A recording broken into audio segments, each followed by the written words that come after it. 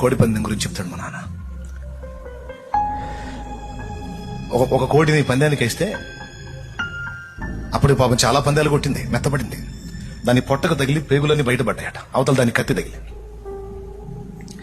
అయిపోయింది పందెం అని అందరూ కేకలేస్తే ఆ కోడి గల్లవాడు అయిపోలా, నేను ఒప్పుకోను, నాది ఓడిపోలా అని దాన్ని అలాగ పైకెత్తి ఆ పేగులు మొత్తం మళ్ళా లోపలికి వేసేసి దాని చర్మాన్ని రెండూ కలిపి పిన్నీసులు 4-5 పెట్టేసి మళ్ళా పందానికి వదిలితే అంత దెబ్బ తిని కూడా పురుకుతా పోయి ఎదురొచ్చే దాన్ని ఒక్క దెబ్బ కొడితే దీన్ని కత్తి దాని గొంతుకు తగిలి అది ఎగిరి పడిపోయింది. అక్కడ అది అటు వాలిపోయింది, ఇది ఇటు వాలిపోయింది. దీనికి రక్తం పోతుంది.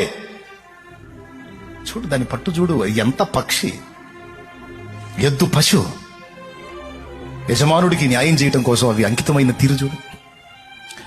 అఫ్ కోర్స్ కోడి జాతి లక్షణం అనుకుందాం, కానీ ఎద్దును చూడు. మనం ఆలోచన చేద్దాం.